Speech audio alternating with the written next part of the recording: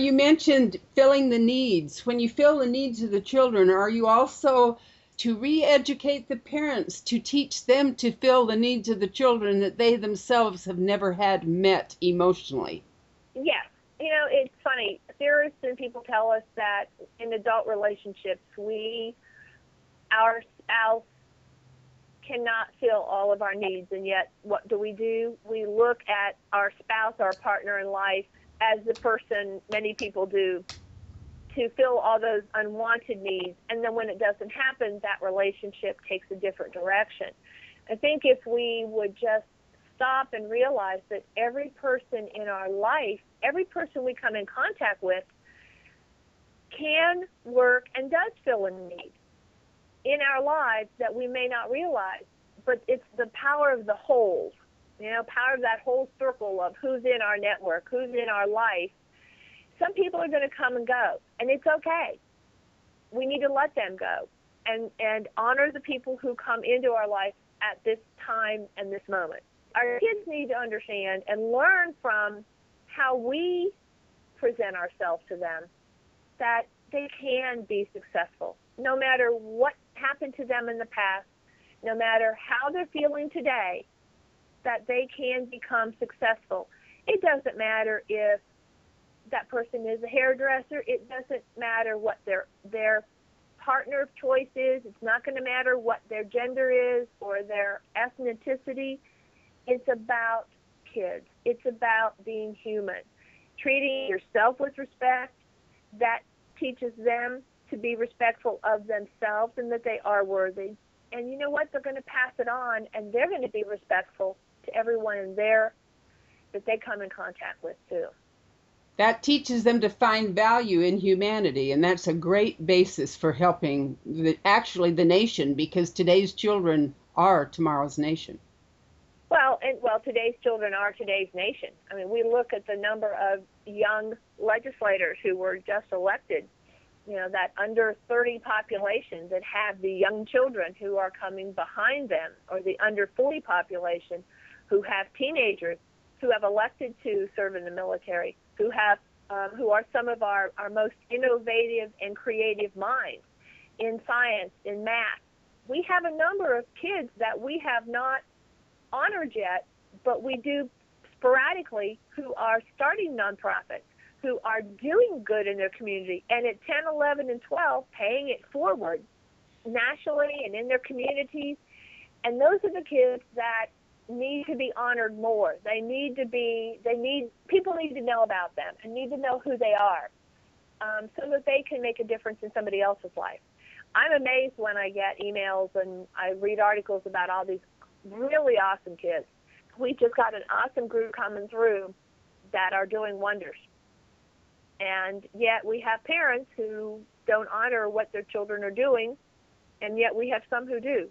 So it's hit and miss, but we do need to focus on not just kids in school, but we need to focus on kids, period. Safe Kids Now brings a lot of people like that together in focusing on kids and recognizing who they are and giving them the real love and respect they deserve as human beings. And so what you're doing is really powerful, and I commend you for it. Thank you. Stephanie Mann and I met in 2000. We were on the same meeting agenda in Michigan for a conference on crime prevention, at-risk youth, and violence prevention. And from that talk, I think we sat down the day before and met, strategized on what we were talking about, and the next day gave our presentation. With what we have both been doing in different parts of the world, we have come together since that time. It'll be 11 years this year, to hopefully have made some differences in the lives of kids. Stephanie and her organization, Safe Kids Now, have made a tremendous difference in the lives of the communities in the Bay Area and San Francisco Bay Area, in lives of law enforcement and teachers and pastors and faith-based programs, where talking about it, finding strategies, and with her newest program on Adopt-A-Block, there is no reason that every neighborhood, every community watch group, every small community in this country doesn't adopt a neighborhood block. A block is not that big. If you have a big block in a major city, break your block up. But if you concentrate on the houses that are in your, half quarter mile walking area or a block area, you can really make a difference and impact in the lives of those kids in the community. That's really true. That's been proven to work very well. It gives them a safe haven, and it gives parents peace of mind knowing that they've got a friend next door that's kind of watching out for them too and their children and where they're at. It does. And, the last week I have heard so many different stories about what is happening in government, what's happening in our communities. For example, I think it's in Florida, there is a bill in the state legislature where they're asking teachers to grade parents on how well parents help their children.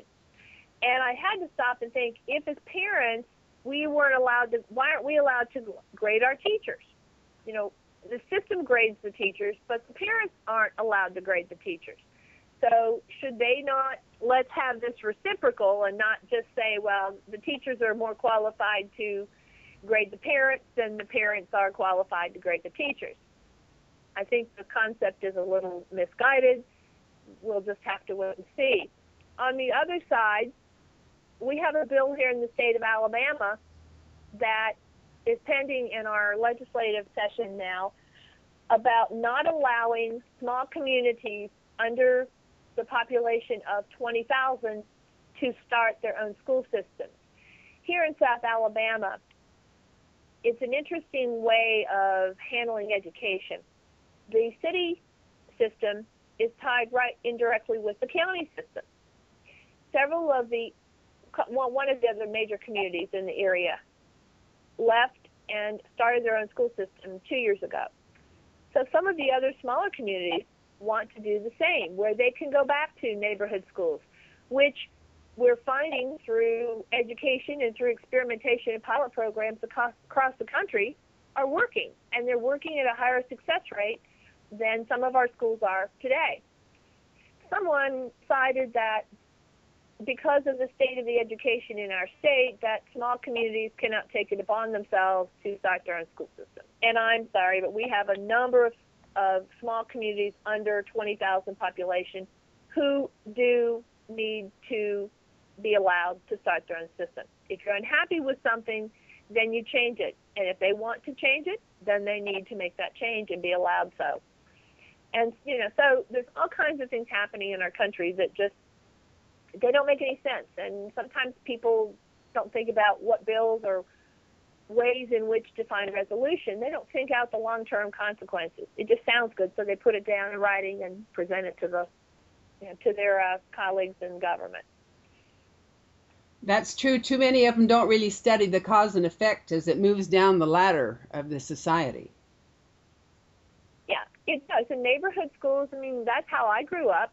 I grew up in southeastern Ohio in a 4-room school. I had 4 teachers in 7 grades. And my first grade teacher was my second grade teacher. Second grade teacher, they switched it, but we literally had 2 grades in a classroom. You ate your lunch there. We had a small playground. Didn't have a cafeteria, I don't think, until I was in the 6th grade.